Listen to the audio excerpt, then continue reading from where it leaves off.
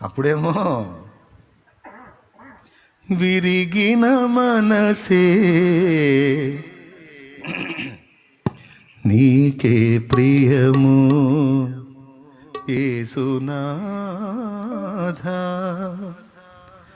ఉన్నతమైన స్థలములయందే నివసించువాడా, విరిగేనా మనసు వసింప రావా,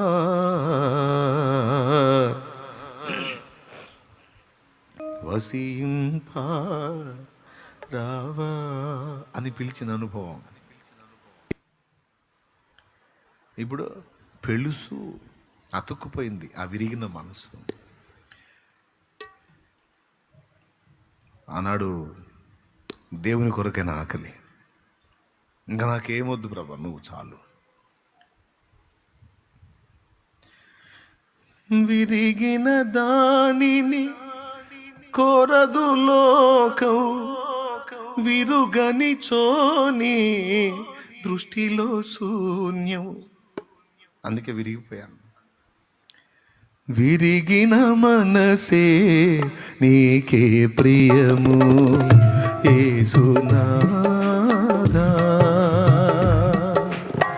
విరిగిన మనసే నీకే ప్రియము యేసునాథా,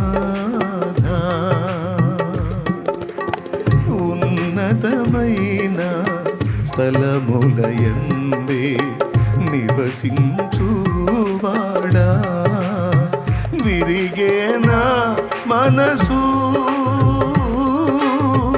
వసింప రావా,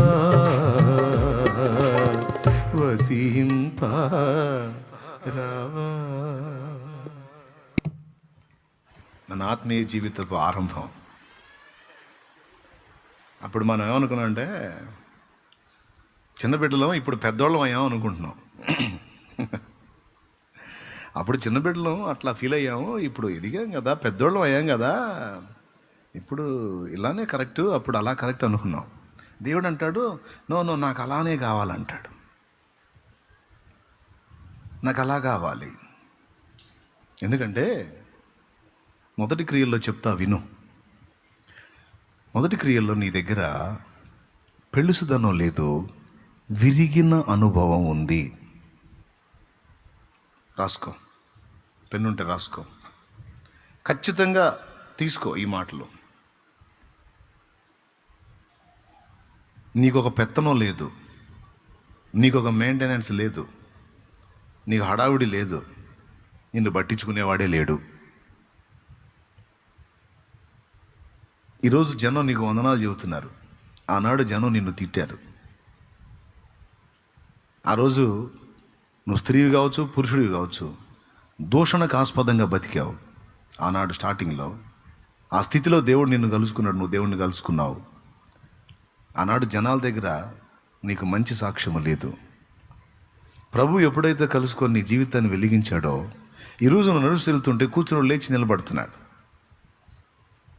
నువ్వు వెళ్తుంటే వందనాలు అని రెండు చేతులు లేచి, వాడు అన్యుడు కానీ దేవుని అందు విశ్వాసం ఉంచిన వాడు కానీ ఒక దేవునిగా దండం పెడతారు సహజంగా. నువ్వు పోతుంటే నీకు రెండు చేతులు ఎత్తి జోడించి నీలో ఉన్న దైవత్వానికి నమస్కరిస్తున్నారు. Praise the lord. ఇవన్నీ లేవు అప్పుడు, నిన్ను పట్టించుకునేవాడే లేడు. నువ్వు ఒక కోన్కి ఇసుక. అప్పుడు విశ్వాసి, పరిచారకుడు, సేవకుడు. ఫస్ట్ శుద్ధీకరణ ఇటు నుంచి జరగాలి కాబట్టి చెప్తున్నా, ఇటు నుంచే.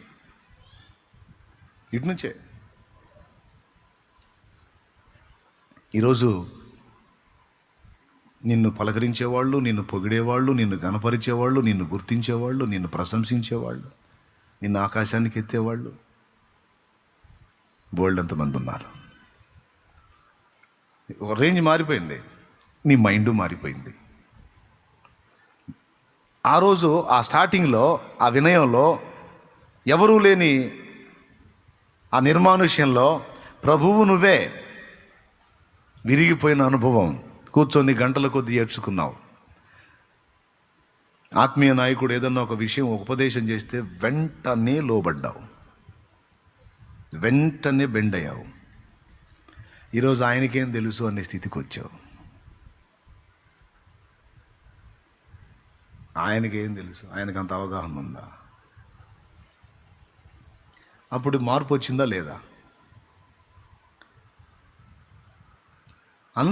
ఇక్కడ కూర్చున్న వాళ్ళ గురించి కాదు, తర్వాత వింటారు, దైవ జనాంగం వింటారు, ఇది విశ్వాసులు వింటారు, పరిచారకులు వింటారు, వేరే సంఘాలకు చెందిన సేవకులు వింటారు, సేవకురాండ్రు వింటారు.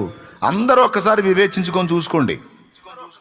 నీకే గుర్తింపు లేనప్పుడు, అతిగతి లేనప్పుడు, నిన్నెవ్వడో పట్టించుకోనప్పుడు, శ్రమల కొలిమిలో కాలుతున్నప్పుడు, శోధనల జడిలో తడుస్తున్నప్పుడు, దేవుణ్ణి నువ్వు కలుసుకున్నప్పుడు నువ్వు దేవుడు అంతే. ఆ దినాన నీ దగ్గర విరిగి నలిగిన మనస్సు ఉంది, కదిలిస్తే కన్నీళ్ళు. రెండవది, ఆనాడు ఆ మొదటి అనుభవంలో నీకు వినయం ఉంది. వినయం అంటే చెప్పిన దాన్ని వెంటనే లోబడి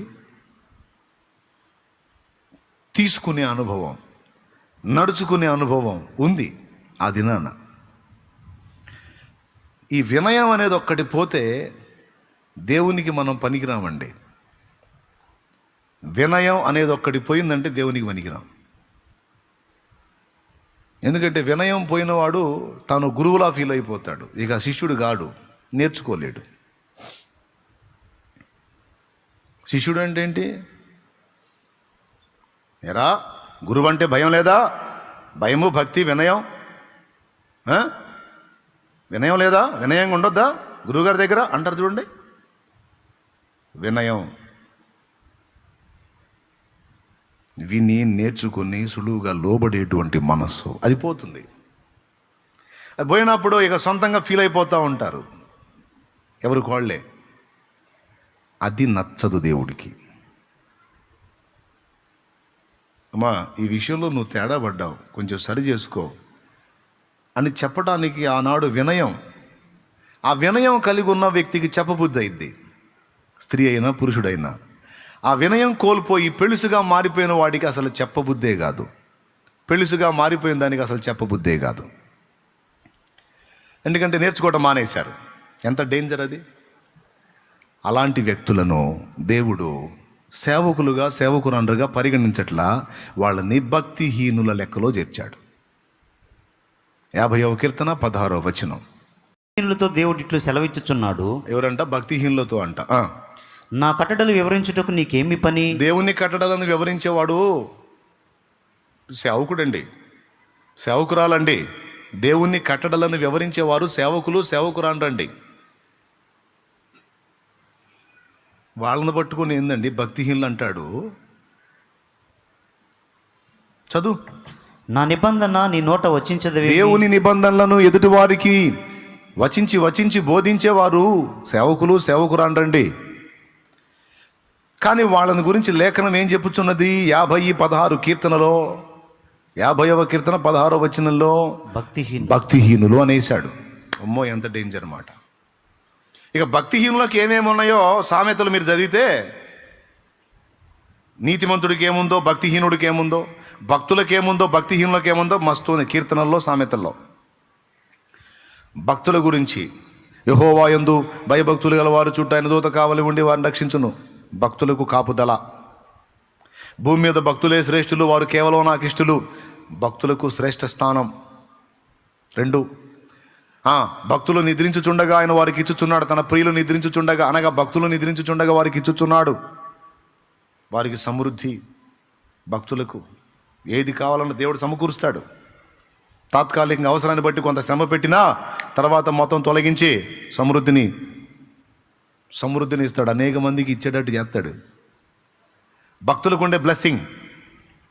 ఆఖరికి భక్తుడి చావు కూడా దేవునికి సీరియస్సే. యెహోవా భక్తుల మరణం ఆయన దృష్టికి విలువైనది. ఓకే, ఇలా భక్తులకి ఎంత బెనిఫిట్స్ ఉన్నాయో, ఏమేమి ఉన్నాయో ఏమండి. 128వ కీర్తన మొత్తం భక్తులకే. 128వ కీర్తన, 127వ కీర్తన చూడు. 128 చదువు ఫస్ట్. భక్తులకి ఏమేం చెప్పాడు? యెహోవా యందు భయభక్తులు కలిగి ఆ, ఆయన త్రోవల యందు నడుచు వారందరూ ధన్యులు. భక్తులు ధన్యులు. నిశ్చయముగా నీవు నీ చేతుల కష్టార్జితం అనుభవించదు. భక్తిపరులైన వారి చేతుల కష్టార్జితం వారే తింటారు. ఈ భక్తిహీనుల కష్టం ఇంకొకటి తింటాడు. ఆపోజిటే. భక్తుడికి ఉండే బెనిఫిట్స్ అన్నిటికీ ఇంటూ కొట్టి భక్తిహీనులకు ఆపోజిట్ రాసుకోవాలి. అది సామెతలో చదివితే ఏముంటాయి? భక్తిహీనుల దీపం కారు చీకట్లో ఆరిపోతుంది, భక్తిహీనుల నివాసం శాపగ్రస్తం అవుతుంది, భక్తిహీనుల సంతానం దరిద్రులు అవుతారు, భక్తిహీనుల నివాసం శాపగ్రస్తం అవుతుంది, భక్తిహీనుల సంతానం దరిద్రులు అవుతారు. ఆపోజిట్ ఉంటాయి అన్నమాట. భక్తులకి చదువు. నీవు ధన్యుడవు, నీకు మేలు కలుగును. నీ లోగుటి నీ భార్య ఫలించు ద్రాక్షవల్లి వలె నుండును. నీ భోజనపు బల్ల చుట్టూ నీ పిల్లలు ఒలీవ మొక్కల వలె నుందురు. భక్తుల పిల్లలు భోజనపు బల్ల చుట్టూ ఒలీవ మొక్కల వలె ఉంటే భక్తిహీనుల పిల్లలు ఏమవుతారని రాస్తుంది సామెతలు? శాపగ్రస్తుల గుదురని ఉంది. Praise the lord. ఇప్పుడు చెప్పండి, భక్తులకి భక్తిహీనులకు ఉన్న వ్యత్యాసం ఇదొక అంశం. మీకు తెలివి ఉంటే కొంచెం దీన్ని ఇంకొంచెం ముందుకు తవ్వారంటే ఒక మంచి సబ్జెక్ట్ అవుతుంది, ఒక టాపిక్ అవుతుంది. ఓకే, దాన్ని అక్కడ పక్కన పెట్టండి. ఇంతకు భక్తిహీనులు అనే టైటిల్ ఎవరికి ఇచ్చాడు? భూమి మీద మనుషులు ఎవరిని భక్తులు అనుకుంటున్నారో ఆ భక్తుల్ని దేవుడు అన్నాడు భక్తిహీనులు అని. పాపం తెలియదు కదా మనుషులకి. వాళ్ళు అనుకుంటారు అమ్మో భక్తిపరుడు, అమ్మో భక్తురాలు, భక్తుడని. కానీ దేవుడు ఏమన్నాడు తెలుసా? ఎవడు చెప్పమన్నాడు అసలు నిన్ను? ఎవడు చెప్పమన్నాడు నిన్ను? ఏమైంది ప్రభా నీ జీవితం ఏమైంది? ఎవడు చెప్పమన్నాడు నిన్ను? నా మాటలు నీ నోట చెప్తావేంటి? అసలు నువ్వు నా కట్టలు నువ్వు వివరిస్తావేంటి? ఏం ప్రభా, ఎందుకు వివరించకూడదు? వివరించడానికి పనికిరావు నువ్వు. ఎందుకు పనికిరాను? దిద్దుబాటు ఒప్పుకునే మనసు లేదురా నీ దగ్గర. అమ్మా, వినయం లేదు నీ దగ్గర, నేర్చుకునే బుద్ధి లేదు.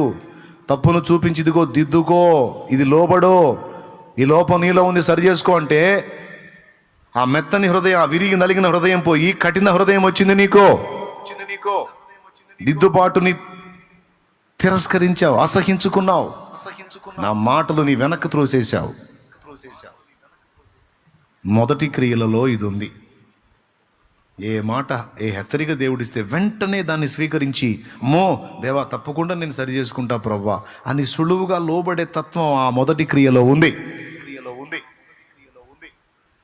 రాను రాను రాను రాను కఠినపరచబడిపోయింది. అందుకే తెగ పోటు పొడుస్తున్నట్టు కనపడుతున్నావు కానీ నీ బిల్డప్లన్నీ నాకు తెలుసులే కానీ ఎన్ని అవసరమే చేయొద్దని నేను అనట్లేదులే కానీ ఎన్ని సెకండు నాకు ఈ కాదమ్మా, ముందు అవి కావాలా.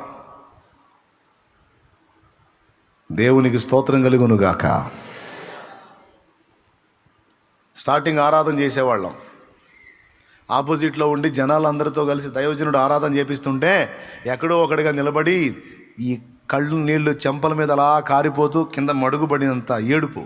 ఆరాధన, హృదయం అంతటితో ఆరాధన.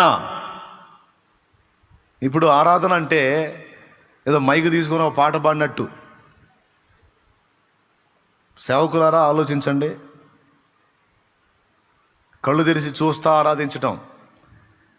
కనీసం అయ్యో నేను ఈ సంఘంలో ఆరాధింపజేస్తున్నాను, నేను ఆరాధించుకోవడానికి అవకాశం లేదు, కానీ నాకు తల్లి సంఘం ఒకటి ఉంది, దానిలో వెళ్ళి కాసేపు నిలబడి నేను మనసారా ఆరాధించుకొని ఎంతకాలమైంది. నేను ఆరాధనను పొందాలి కదా. నా దేవుడు సంతోషపడ్డాడు ఆనాడు నా కన్నీళ్లతో, నా ఆరాధనతో. ఆయన సంతుష్టుడయ్యాడు, సంతృప్తి చెందాడు. కానీ ఈరోజు నేను దేవుణ్ణి అంతగా సమీపించలేకపోతున్నాను, అంత మయంపరచలేకపోతున్నాను. అయ్యో నా మనసు చెడిపోయింది, నా హృదయం చెడిపోయింది, కఠినపరచబడ్డాను, అయ్యో నేను దిద్దుకోవాలి అనే ఆలోచనే కొరవడితే ఎంత డేంజర్. దేవుడు అంటున్నాడు, నువ్వు సేవ చేస్తున్నావు సరే, ఏదో నా కోసం చేస్తున్నట్టున్నావు, నువ్వు చేసేది కాదు, నువ్వు కావాలి నాకు అన్నాడు. ఆ పాయింట్ మిస్ అయ్యారు. నీ కష్టమును, నీ సహనమును, నీ క్రియలను, నీ వ్యవహారం అంతడం తెలియదు. ఇదంతా నంబర్ 2. నంబర్ 1 నువ్వు నువ్వు నువ్వు నువ్వు నువ్వు నువ్వు నువ్వు నువ్వు ముందు నువ్వు, నీ తర్వాత పని. ఎట్లున్నావు నువ్వు? ఎట్లున్నావు? ఎట్లయిపోయినావు?